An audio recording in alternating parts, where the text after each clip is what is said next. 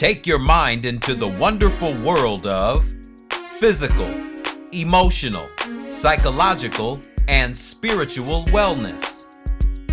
Ladies and gentlemen, welcome to the Kinetic Hour. Conversations with you and guests. With your host, Kenan Wesley Mason. That's me.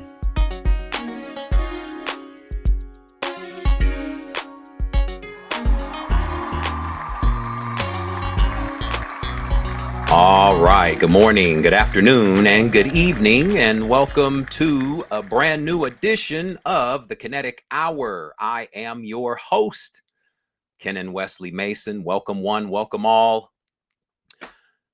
I've been away for a couple of months. I did my last show in June, right before the summer. I did a show regarding mental health, and then I stepped away for the summer months. And so I'm back now, and it feels really good to be back on the mic. I haven't been on for a while. So thank you all for tuning in.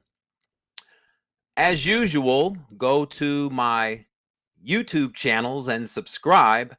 The first one is this one here, the Kinetic Hour, at the Kinetic Hour. And that's Kennetic, Kennetic.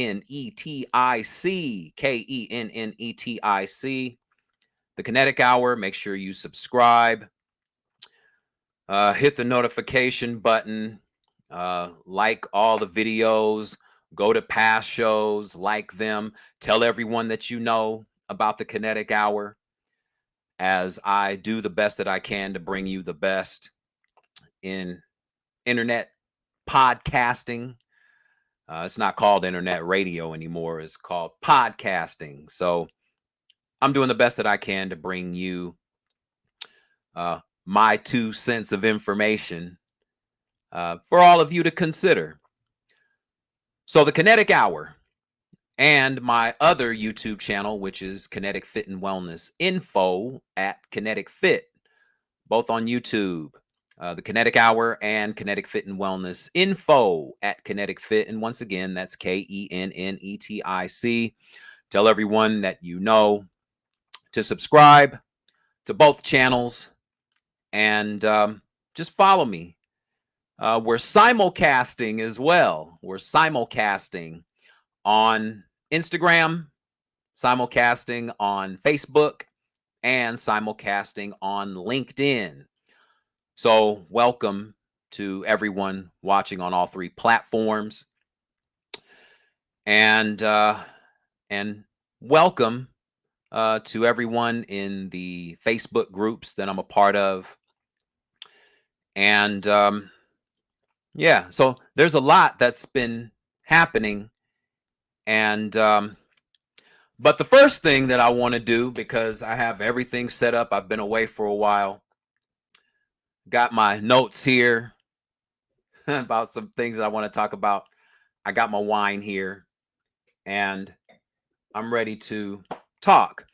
But first, before I do that and go into the topics, actually, I'm only going to talk about one topic, maybe 2. But the first thing that I want to do is show this video clip, because I'm going to actually show a few clips within the next hour, and I'm going to go through that and all the topics that I have here, which all boil down to one topic. But the first thing I want to do is show a video. Let me preface it by just saying that my daughter just started school a couple of weeks ago. Actually, she started on September the 3rd, the day after Labor Day, the day after we celebrated Labor Day. So she's been in for about 2 weeks. But a few days back, because she's homeschooled, she was learning about some new ways to put sentences together. And her teacher brought up an old clip that brought back some old memories.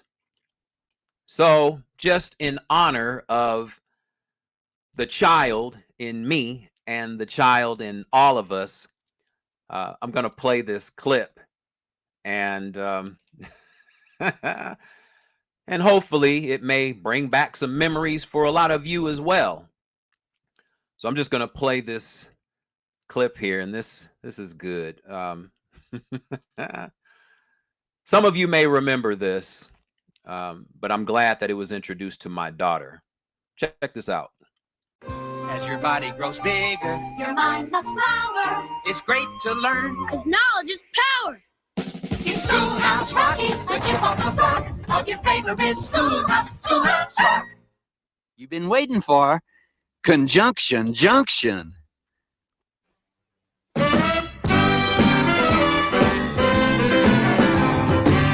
Conjunction Junction, what's your function? Hooking up words and phrases and clauses. Conjunction Junction, how's that function? I got 3 favorite cars that get most of my job done. Conjunction Junction, what's their function? I got and, but, and, or, they'll get you pretty far. And, that's an additive, like this and that. But, that's sort of the opposite, not this, but that. And then there's or, O-R, when you have a choice like this or that. And, but, or, get you pretty far. Conjunction Junction, what's your function? Hooking up 2 boxcars and making them run right. Milk and honey, bread and butter, peas and rice. Hey, that's nice. Dirty but happy, digging and scratching, losing your shoe and a button or 2. He's poor but honest, sad but true. Boo-hoo-hoo-hoo! Conjunction Junction, what's your function? Hooking up 2 cars to 1 when you say something like this. Choice, either now or later, or no choice. Neither now nor ever. Hey, that's clever. Eat this or that, grow thin or fat. Never mind, I wouldn't do that, I'm fat enough now. Conjunction Junction, what's your function? Hooking up phrases and clauses that balance like out of the frying pan and into the fire. He cut loose the sandbags, but the balloon wouldn't go any higher. Let's go up to the mountains or down to the seas. You should always say thank you or at least say please. Conjunction Junction, what's your function? Hooking up words and phrases and clauses in complex sentences like, in the mornings when I'm usually wide awake, I love to take a walk through the gardens and down by the lake where I often see a duck and a drake. And I wonder as I walk by just what they'd say if they could speak. Although I know that's an absurd thought. Conjunction Junction, what's your function? Hooking up cars and making them function. Conjunction Junction, how's that function? I like tying up words and phrases and clauses. Conjunction Junction, watch that function. I'm gonna get you there if you're very careful. Conjunction Junction, what's your function? I'm going to get you there if you're very careful. Conjunction Junction, what's your function? Ah, yes. Bringing back old memories. Conjunction Junction. What's your function? Oh gosh, I think that's from 1970. So that brought back old memories because I used to watch that when I was growing up. And now my daughter is learning about these old school ways of learning through phonics, attaching learning to melody, phonics. So that goes to my daughter, Miss Nija E. Jewel Mason, and all other children that go to whatever school that they attend. So that one's for you. So as I move forward, what I want to talk about today, because there's been so much going on over the last couple of months since I last was on the mic. So I'm going to talk about the political landscape that's been really escalating over the last couple of months. Because as we all know by now, the tide has turned when it comes to the political race, because the current president, who's still the current president, Joe Biden, has taken himself out of the presidential race, and the Democratic Party has nominated the current vice president, Kamala Harris, to run for president of the United States against the former president, Donald Trump. And since then, things have occurred. And I have a list of things here that I want to go over. Just a list of things. Actually, I have total, let's see, it looks like all the way, I have 16 things that I want to go over. And I'll try to be as brief as I can with all of them. But they have to do with the political landscape and all the emotions that have been stirred because of it, and all of the rhetoric, if you will, that's been coming over the airwaves over the last month or so, 2 months actually. The first, we know that last week, actually, let's start with just this past weekend. There was another assassination, or that's what it's been reported as. We don't know for sure exactly if this attempt over the weekend was an assassination attempt or another assassination attempt on the former president, because this incident that you've probably heard by now, it's all over the news, or it's been all over the news over the weekend, that at Donald Trump's golf course, he has another golf course in Florida outside of Mar-a-Lago, and it's been reported that there was a person in a bush 4 football fields away, 400 yards, and the Secret Service spotted this person and attempted to take this person out. But they missed. The Secret Service missed. And this person was allowed to run. This is what's been reported. He was able to run to his car and drive so many miles. But this is like the first, the third or fourth assassination, or supposed or alleged assassination attempt on the former president.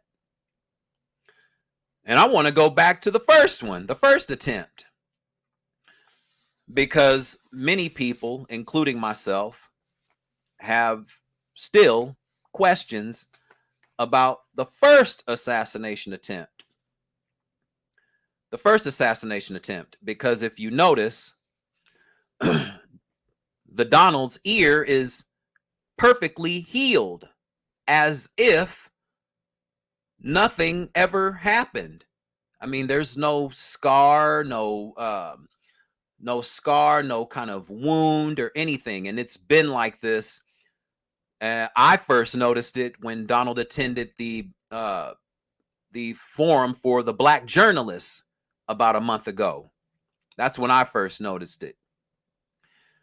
His ear, because remember, he was wearing this pillow on his ear, Remember, he was wearing this pillow on his ear, on his right ear, this thing. And then all of a sudden, it wasn't there anymore. And his ear was perfectly healed within a week and a half of him being shot.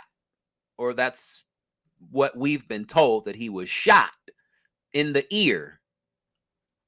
And if you go back and look at the now infamous photos of him, and remember, in an assassination attempt, the Donald actually ordered the Secret Service to stop in their tracks of protecting him. So one, the first one, so he can get his shoes. So he can get his shoes. After an assassination attempt, he wants to get his shoes. And then he has the Secret Service stop again so he can take photos. Photos, you know, the famous photo of him with his arm up in the air and with this supposed to be blood that wasn't pouring down his face. You know, it's kind of stuck there.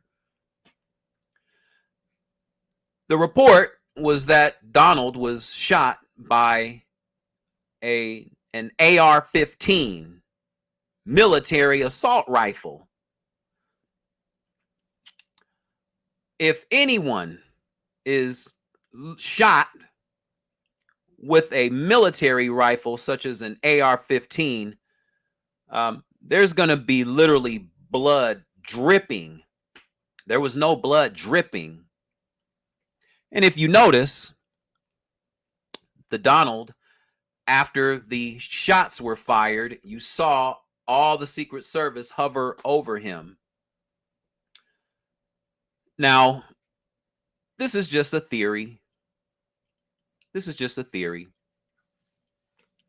And for many people, including the Trump supporters, it will probably go in one ear and out the other. But the Donald has been associated with Vince McMahon and the WWE since the early mid-80s. They've been affiliated. And the Donald understands the way, the kayfabe, if you will, of professional wrestling. I've been a fan all my life since I was 9 years of age. And I know the inside scoop on how professional wrestling operates when it comes to slicing or blading. Because, and Donald knows this as well, he knows the tricks of the WWE and Vince McMahon and professional wrestling. He's been around it. He hosted WrestleMania 4 and 5. And he was at, I think, WrestleMania 23, you know, the Battle of the Billionaires.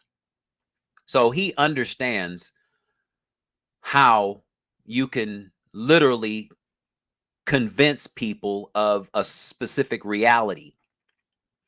Because in professional wrestling, when they want to present blood to the audience, they will cover themselves and blade themselves. You know, a small incision. So blood can be released. Just a small smidgen of blood can be released. And once you open a wound or open the skin, of course, blood is going to come to the surface and start to coagulate, which is what it looked like during the first assassination attempt. I mean, they literally covered him just long enough so he can have these streaks on the right side of his face, these streaks of blood or red liquid, some liquid substance that was stuck to his face. because there was no blood dripping from his ear after being shot with an AR-15 military assault rifle. If anything, his part of his ear should be missing. Part of his ear should be missing after being shot with an AR-15 assault rifle. Even if it just grazed his ear, part of his ear should be missing.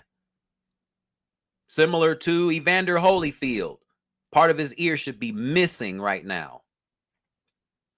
But he wore this miniature pillow on his ear for about a week.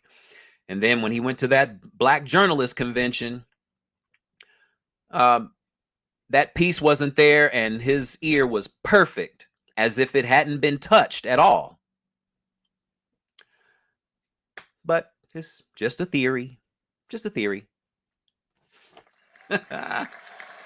Oh, and the Donald literally will do anything to be president. Literally, he'll do anything to be president. The earpiece. Some people believe that Kamala Harris was wearing an earpiece during the debate that took place last week, which was nothing short of a disaster, more so for the Donald than it was for Kamala Harris, vice president, for a number of reasons that I'm going to run down in this list. I mean, even the Fox hosts, even some of the Fox contributors are saying that it was a disaster. Chris Christie said his team should be fired, right? Chris Christie, former New Jersey governor. Britt Hume, who's an old school Fox head, old school. I remember watching him during the Bush administration. He said Trump had a bad night. Robert Kennedy Jr., same thing. He said the same thing. He had a bad night. And Robert Kennedy is endorsing the Donald. Check that out. But he even said he had a bad night. Neil Cavuto, one of the only Fox hosts that I have respect for as a journalist. Because, you know, the Donald actually referenced Neil because Neil questioned how he did in his, you know, in the debate, because it was literally, for Donald, it was a disaster. It just was. No matter how you want to slice it and dice it and try to clean it up, if you're a MAGA supporter or if you're some of these other Fox contributors that we see on a regular basis or every day, you know, the people that he loves to go on their shows, Sean Hannity, and who's been around for 20 some years, almost 30 years. I used to listen to Sean on his old radio show. But all these Fox contributors have said that it was a disaster. They talked about the moderators and how the moderators, you know, Donald loves having these grievances about everything. The moderators weren't right, you know, because he believes that ABC is biased against him. That's what he believes. I'm looking forward to whether they're going to have a third debate or not, because the Donald, he's kind of up in the air on whether he wants to have a third debate. They keep mentioning, will he do a third debate or a second debate on Fox? And he's even kind of hesitant to go on Fox to do a debate with Vice President Harris because of the moderators that would be up on Fox News. You know, because Fox News, there's only two people that they have to do the moderations for the Republican debates. That's Bret Baier, who I admire for calling Donald and holding his feet to the fire. On a few occasions, Donald doesn't like Bret Baier because he called him out. and his colleague, Martha McCallum, who is another one that I have respect for as well, even though sometimes she can be kind of a 50-50 host. But nonetheless, she's also called Donald out. Matter of fact, she called him out during the DNC, during the Democratic National Party, asking him about the momentum of Kamala Harris and admitting that, yeah, she's gaining momentum. And he got angry over that. He got angry. Oh. So I hope that he does have the courage enough to do a second debate, so he can once again have an opportunity to set the record straight and prove why he's the better candidate versus airing all of his personal grievances, because that's literally what he does, personal grievances. Kamala Harris has raised, since she's been nominated, she's raised over $1 billion. And I know that pisses Donald off too. Because she's raising all this money from the people, and other corporations, of course. But she's raised over $1 billion thus far, which is kind of crazy. But going back to the debate real quick, it just was not a good night for the Donald. I mean, Donald didn't even want to shake the vice president's hand. I mean, she literally had to go over to him and greet him and introduce herself to him because he didn't want to go and acknowledge her, just out of respect and having some professionalism. But he didn't shake her hand. He didn't want to shake her hand. And Vice President Harris just kind of, threw out the fishing rod and kind of threw out the reel. She threw out the reel and put the good bait on there. Right? I mean, she literally, every time she tossed that fish hook out there, he took the bait. Every time. And every time he took the bait, he got angrier and angrier and more flustered. Sweat under his nose and everything. Angry. He never even looked at her during the whole debate. Never looked at her once. He never looked into the camera and to talk directly to the American people.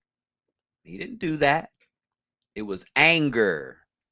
More and more. He was flustered because she just called out all of his stuff that he's been spewing over and over again for the last 3.5 years since he's left office. She talked about the foreign leaders and how they're laughing at him. And it can't be denied because there's plenty of clips of him at functions in other countries, and these foreign leaders are literally laughing at him like, that's what they're doing. That's what they're doing. Look at this guy over here. That's what they're doing. They're laughing at him. And Vice President Harris said that they're laughing at you because they know they can manipulate you by stroking your ego, right? Egotism. Stroking your egotism. I mean, she also mentioned how the Donald was fired by 81 million people. He didn't like that. His body language spoke volumes when she said that. He was fired. You know how Donald likes to tell everyone that they're fired. And speaking of you're fired, and that was number 7 on this list. Speaking of you're fired, just last night, for those of you that may or may not know, there's a motion picture that's going to be released in October. I think the release date is October 11th. If that's not the case, I'll correct it on another show, on the next show. But it's a motion picture based on the Donald's life, and it's called The Apprentice. It's called The Apprentice. And it goes into and the trailer's great. The trailer's great, you know. Oh gosh, I can't think of the guy's name that's playing Donald. I think his name is Sebastian. I can't think of his last name right now. But he's playing the Donald.